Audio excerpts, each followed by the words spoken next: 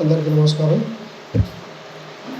ప్రస్తుతము గత 2-3 రోజుల నుంచి వర్షాలు ప్రారంభమైంది. అంతకుముందు వర్షాలు లేక చాలా ప్రాబ్లం ఉండేది. ప్రభుత్వం వారు కూడా దానికి తగ్గట్టుగా పంటలు వేసుకోవాలని చెప్పారు. కాబట్టి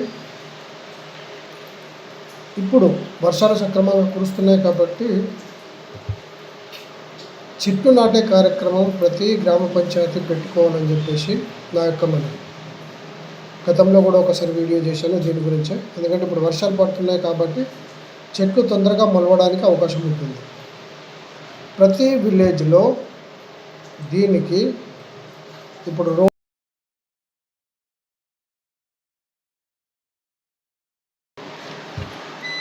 ఈ డివైడర్ మధ్యన ప్రస్తుతం పెట్టిన చెట్లు ఏవైతే ఉన్నాయో అవి దాదాపుగా చిన్నగా పెరుగుతాయి. చాలా హైట్గా ఏముండవు.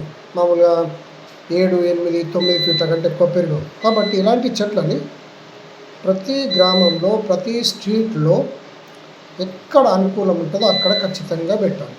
First step.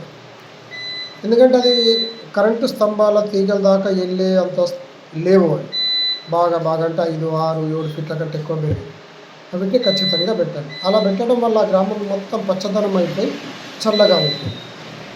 ఇక రెండో పాయింట్ ఏంటంటే గ్రామం బయట ఏదైతే హైవేస్ ఉంటాయో, పెద్ద రోడ్లు ఉంటాయో, లింక్ రోడ్లు, వాటి మీద రోడ్డుకి ఇరువైపులా పెద్ద చెట్లు పెట్టాలి. పెద్ద అంటే దీర్ఘకాలికంగా ఉండేవి. వేప చెట్లు, మర్రి చెట్లు. గతంలో ఉన్న మాదిరిగానే గతంలో ఉన్న చెట్లన్నీ కొట్టేసుకొని ఇప్పుడు మనం అనుభవిస్తున్నాం. కాబట్టి కనీసం ఇకనైనా మనం మేలుకొని ఈ పెద్ద పెద్ద చెట్లను రోడ్డు వైపు ప్రతి గ్రామానికి సరిహద్దులు ఎంతవరకు ఉందో అంతవరకు ప్రతి గ్రామ పంచాయతీ శ్రద్ధ తీసుకొని పెట్టాలి.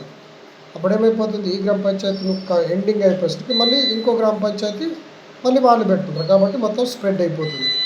ఈ విధంగా చేయడం వల్ల ఖచ్చితంగా ఈ వర్షాలు పడడం వల్ల నాటుకుంటాయి. కాబట్టి ఈ ఎండాకాలం వచ్చేసరికి మామూలుగా గ్రామాల వీధుల మధ్యన ఏవైతే పెట్టిన చెట్లు అవి ఖచ్చితంగా ఎండాకాలం వరకే వస్తుంది. కాబట్టి ఇప్పుడు వచ్చే ఎండాకాలం నుంచి మనము ఖచ్చితంగా ఉపశమనం పొందుతాం. ఎందుకంటే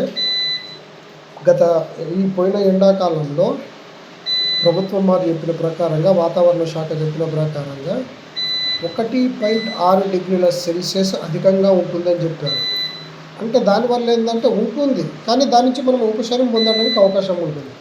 అలా ఖచ్చితంగా పెరుగుతుంది. మనం దాన్ని ఆపలేం. మనం ఎందుకు అనడం తప్పదు. ఎందుకంటే ఇప్పుడు వర్షం పడుతుంది, అంతటా వర్షం పడుతుంది. వర్షంలో పోతే ఖచ్చితంగానే అంటాం. కానీ గొడుగు పట్టుకుంటే వర్షం మన మీద పడదు. అలాగే ముందు జాగ్రత్తగా ఈ చెట్ల కార్యక్రమం నాటితే మాత్రం ఖచ్చితంగా 1.6 పెరిగినా కానీ మన గ్రామంలో ప్రతి గ్రామంలో పచ్చదనం చెట్లు ఉండడం వల్ల ఆ వాతావరణం అన్న వేడి తగ్గుతుంది. సో కాబట్టి ఇప్పుడున్న గ్రామ పంచాయతీలు, ఈఓలు ఖచ్చితంగా వీటిని ఫస్ట్ స్టార్ట్ చేయాలండి.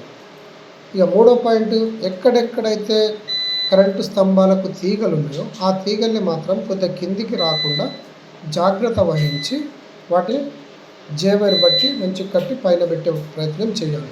అది కూడా చాలా జాగ్రత్తగా ఉండాలి. పవర్ స్టార్ట్ చేయడం, ఆన్ చేయడం అనేది సేఫ్టీ రూల్స్ ఖచ్చితంగా పాటించాలి. మనిషి బ్రతుకుంటేనే అన్ని. మనిషి పోయిన తర్వాత ఏం అవసరం లేదు. ఎన్ని కోట్లున్నా ఈ భూమండలం మొత్తం మనకి ఇచ్చినా ఏం అవసరం లేదు. సో మనము ఖచ్చితంగా బతకాలి, మన ఫ్యూచర్ వాళ్ళు కూడా బ్రతకాలి. అంటే ఈ విధమైన చిన్న చిన్న పాయింట్లు ప్రతి గ్రామ పంచాయతీలో సర్పంచ్ మరియు ఈఓ గారు శ్రద్ధ తీసుకొని చేయాలని నా యొక్క మనవి. సర్వే జన సుఖినో భవంతు. స్వస్తి.